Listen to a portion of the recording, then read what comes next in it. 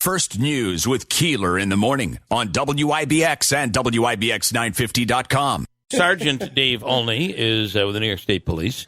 And Dave, good morning. Thanks for coming on. Good morning, guys. It's always great to talk to you guys. I do want to point out that I downloaded this handy-dandy WIBX 950 app. And so I'm out of town. It's awesome being able to listen to you guys out of town.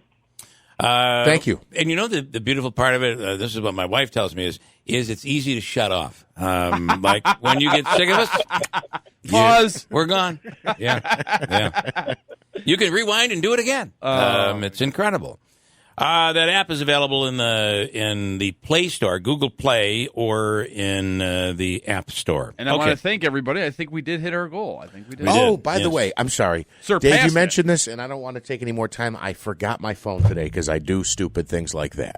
If you open up the WIBX 950 app on your phone, there's a bar on the top, and it'll say things like news, weather, contests. Scroll over. Because there is now a Keeler in the Morning podcast featuring episodes from our awesome. live show here, interview segments and best of segments and all that.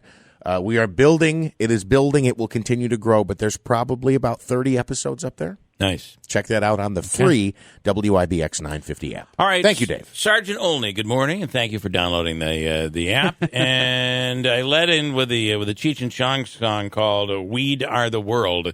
And Weed Are New York is really what the deal is. So what kind of, we had someone calling yesterday and say, all right, let me get this straight. So we're worried that that you can't tell if somebody smoked marijuana when they have no bad reaction to it. Isn't that a good thing?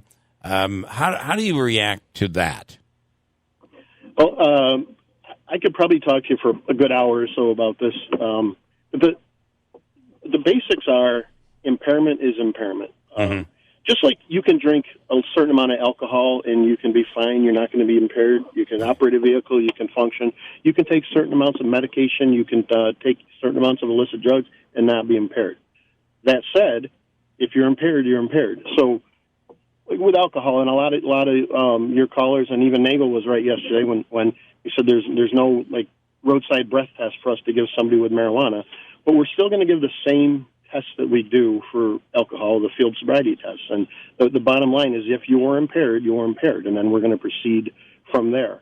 A lot of people that we test for alcohol on the side of the road, we take them out of the car, we run them through the standardized field sobriety test, we give them the pre-arrest breath screening test or the handheld breath test, and they're fine, and we dust them off and send them on their way because they completed all the field sobriety tests satisfactorily, and we determine they're not impaired.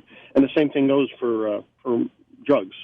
So if you're not impaired, it's possible you could have smoked at some point during a period, but you are not impaired.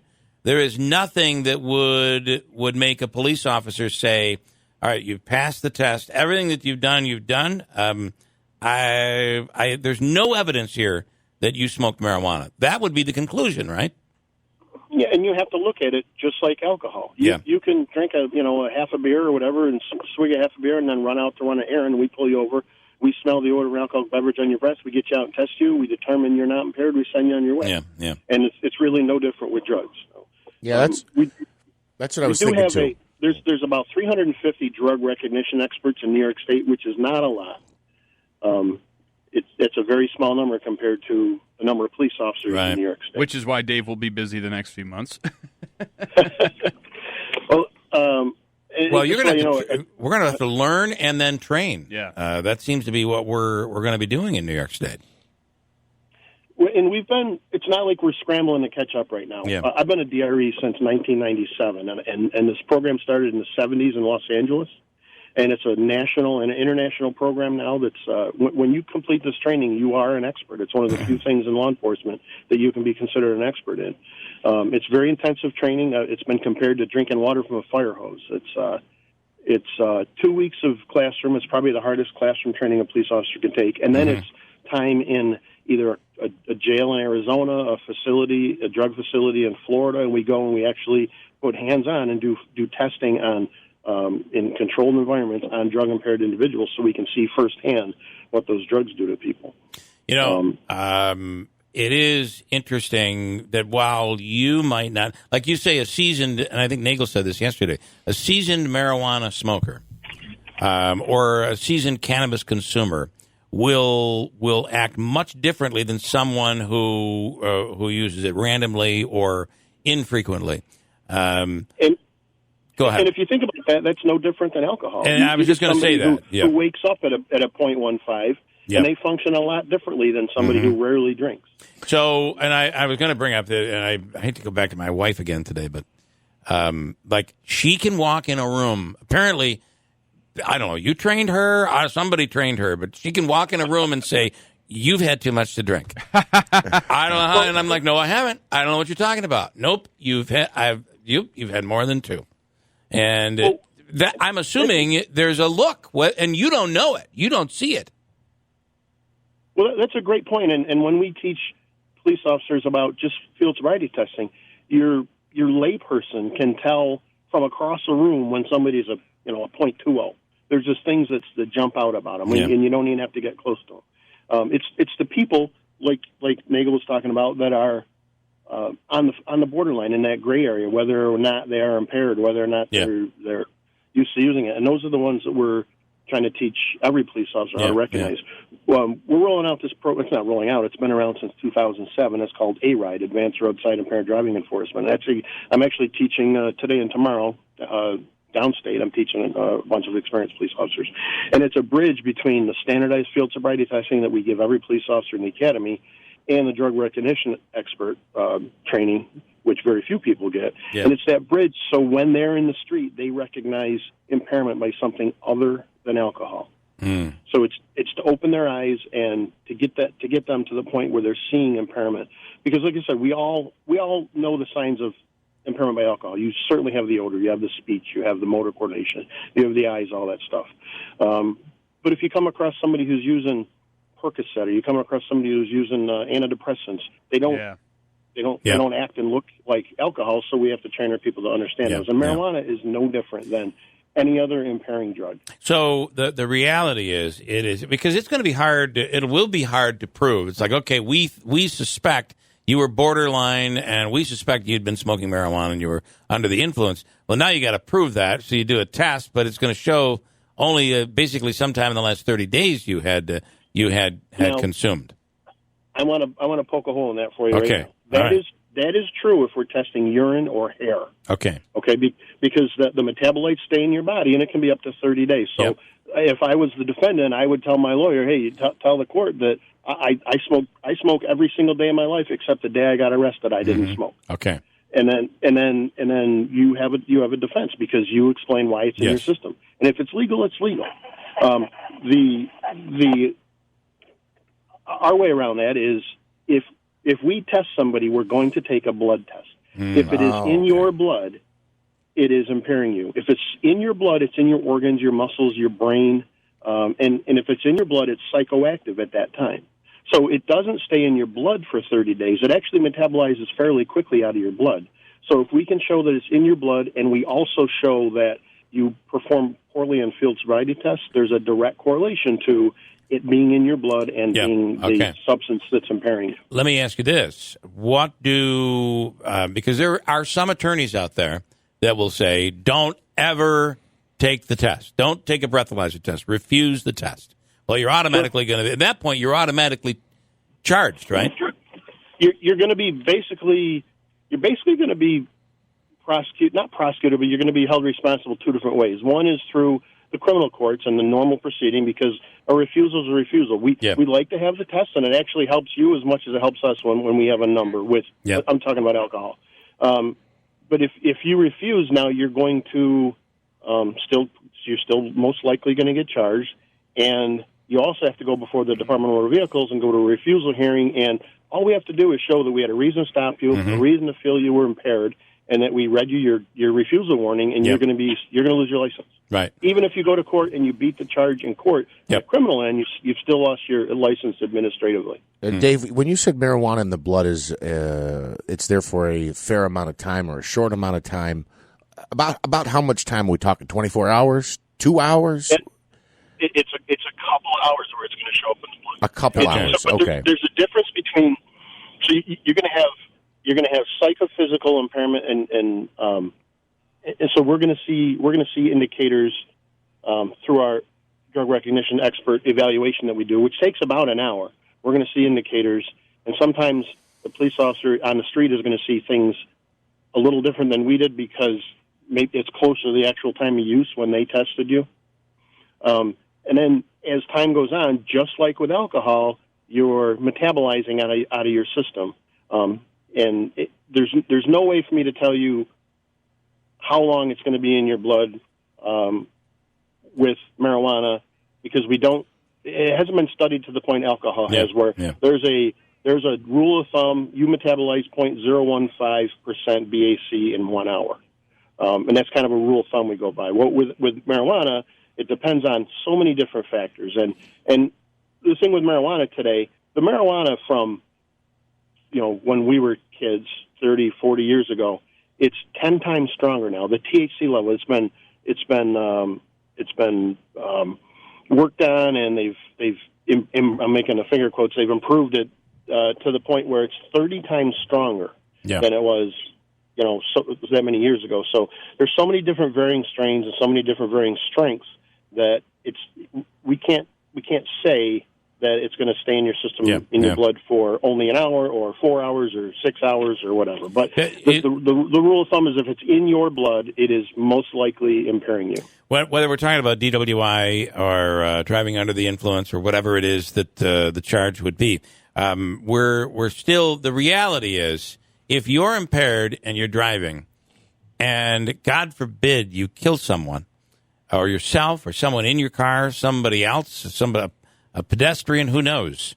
That's really what we're talking about here, right? I mean, God forbid something like that happens. So just be smart and don't. If you're going to smoke pot, you shouldn't smoke pot and drive when you're impaired.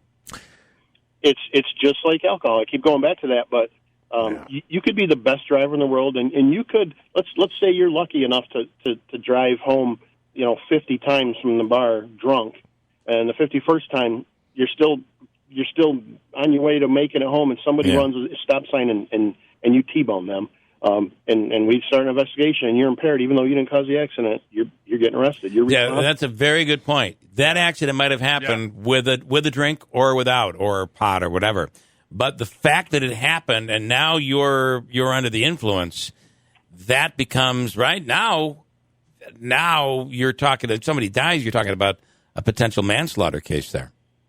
Yep, and state police policy is anytime there's a fatal or a serious personal injury accident, we will deploy a DRE, and a DRE will look at everybody, regardless of whether you're at fault or not. We're going to take a look at everybody. I also want to point out, Bill, that the threshold for impairment versus intoxication is much, much, much less. So intoxication, that's when you talk about the .08 and the DWI. There's also DWAA, driving while ability impaired, and that applies to alcohol and drugs. And the definition of DWI is basically you got to be intoxicated and you're impaired to a substantial degree to prove intoxication. Impairment, the law says to any degree. So it's a much lower threshold. And the thing that I worry about the most, honestly, is if you remember back in the 10, 12 years ago when Utica, New York was the bath salts capital of the world, with K2 and Spice, and it seemed like every other day somebody was on the roof naked with a shotgun, and it was a big deal. But we were stopping people, and we were arresting them for DWI drugs, and they were saying, "You can't do this to me because this is legal. I was able to buy this in the convenience store, so you can't arrest me for this." And that's not accurate. Just like alcohol, just like prescription drugs, right? Just like prescription drugs. Yep. And the combination of alcohol and prescription drugs, or alcohol and marijuana, just like Nagel said yesterday, a little bit of alcohol and a little bit of marijuana is a compounding issue. It's not like if you just smoked a little bit of marijuana and you tried to drive, or you just drank a little bit of alcohol and you tried to drive. If you mix those two, 1 and 1 isn't 2. 1 and 1 is 8 or 10 or 15. Dave, do you know, and this will be my last question, do you know what happens when the governor signs this? Is there any part of this new legislation that goes into play immediately, or is everything delayed and staggered? I don't know. I've been trying to get information. I'm sure we're going to get some bulletins that come out immediately. and I can let you know when we find something out. It's crazy that we don't know. We're trying to train every trooper in the state in A-Ride before the end of the year, so we're completely covered as far as our eyes in the street. Yep. And I've got one more for you real quick. Look, a lot of times, I guess people get high, right? And everyone always says, it's not like you want to go out and kill somebody, go rob a bank, like you want to sit on the couch and be lazy. Will you be writing more tickets for people not doing the speed limit? Because I'm telling you, I almost lose it. Are you saying pot smokers will not do the speed limit? Right. Yeah, like you're not going to see people speeding all over the place. You're going to see people doing 38 and 55. Under the speed limit. Right. So, you can get a ticket for that, right? It's kind of a stereotype, and I don't want to go there, but one thing cannabis does is it creates a serious divided attention. So if you're able to keep your car straight on the roadway, you're probably not paying attention to speed limits, or vice versa. There's severe divided attention. Yeah. Well, I have one more actually. That's okay. All right. Will it be difficult more difficult if, let's say, somebody didn't smoke it, but they ingested an edible or did some other form that doesn't produce an odor? Yeah, now you're surfing the car. It's going down the road, and you're on the hood of the car. That's a great question, and one of the analogies that I use when I teach this A-Ride class is I tell the officers, go out on patrol every day like you have a cold. Have you ever arrested a drunk driver when you could not smell the odor of alcoholic beverage, but you saw other things that jumped out and kind of slapped you in the face, other indicators? And I said, if you look at people like you have a cold and you can't smell what may be impairing them, because like you guys said, there's only a few things that are going to be able to be picked up by odor: alcohol, marijuana, PCP. There's only a few things that we're going to get cued by the odor. Everything else are those subtle indicators that we're looking for. And so those are what we're trying to train our people to, because like you said, edibles, certain vaporizers, there's just no odor. There's no odor. So we have to be looking for those other things. And again, I could spend an hour just talking about the indicators of cannabis and how the DRE program works, but there's tons and tons of things that we look for that they're involuntary, that you can't tell your eyes not to do certain things. They just do them. Sergeant Dave Olney, thank you for the time. I appreciate it. We learned a lot this morning. Thank you very much. You guys have a great day. You do the same. Thanks so much.